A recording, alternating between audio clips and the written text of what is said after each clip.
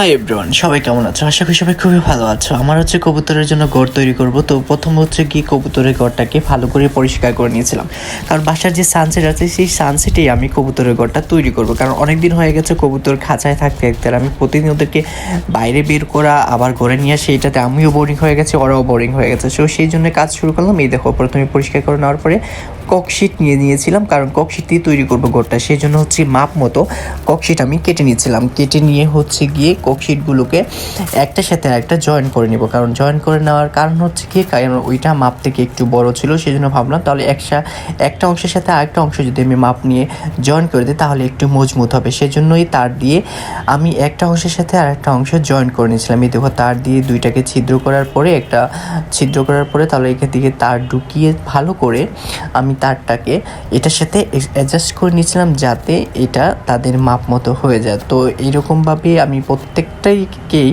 তার দিয়ে অ্যাডজাস্ট করে নিয়েছি, উপরে এবং নিচে তারের অংশই দেখতে পাচ্ছ আমি কীভাবে অ্যাডজাস্ট করে নিচ্ছি। তা একটা ককশিট আছে আর একটা ককশিট তার দিয়ে, এভাবে তোমরাও করে নিতে পারো। তার দিয়ে এটা অ্যাডজাস্ট করে নিলে তাহলে ভালো হবে। তো এটা করার পরে হচ্ছে গিয়ে দুই সাইড করার পরে হচ্ছে গিয়ে আমি এই ককশিটের হচ্ছে অংশটুকু নিয়ে আবার চলে গিয়েছিলাম ওইখানে গিয়ে দেখতেছিলাম মাপটা পারফেক্টলি হচ্ছে কিনা। দেখলাম যে মাপটা পারফেক্টলি হয়ে গেছে। এখন আমার কাজ হচ্ছে কি দরজা কাটা। সেই জন্য আমি শুরু করলাম দরজা কাটা, কারণ দরজা কাটাটা যেহেতু একটু বড় ঘরটা, কারণ কবুতর ঢোকা এবং বাহিরের জন্য দরজা লাগবে। সেই জন্য আমি হচ্ছে গিয়ে দুই পাশে দুইটা দরজা সুন্দর করে কেটে নিচ্ছি। তোমরা দেখতে পাচ্ছ যে প্রথম দরজা কাটা শেষ, সেম পজিশনে আমি হচ্ছে গিয়ে দ্বিতীয় দরজা কেটে নিয়েছি।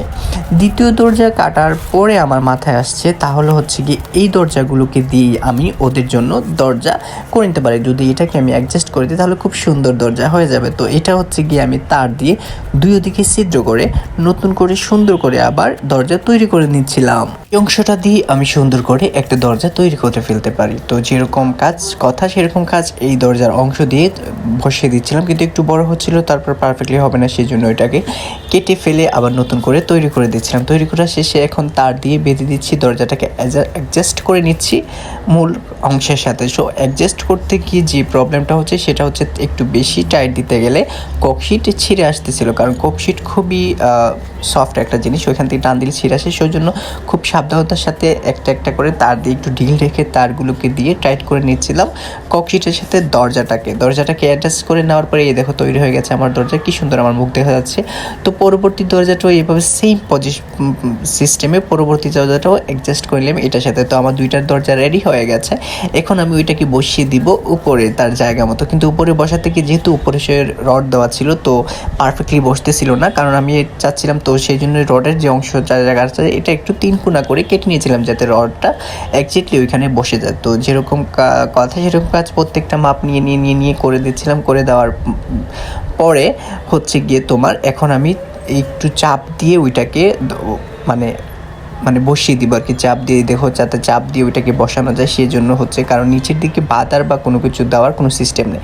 সেজন্য চাপ দিয়ে যেভাবে চাপ দিয়ে পুরো ঘরের অংশটাকে এখানে বসিয়ে দিয়েছিলাম।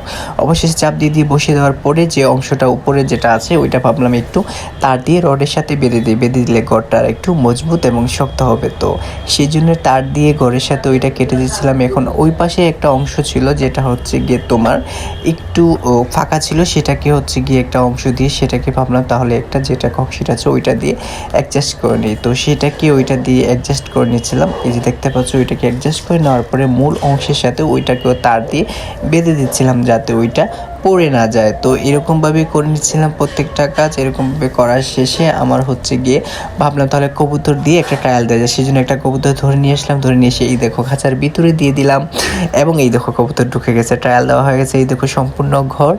তো এই দেখো আমার রেডি হয়ে গেছে কবুতরের নতুন ঘর। থ্যাংক ইউ সো মাচ সবাইকে, ভালো থাকো, টাটা।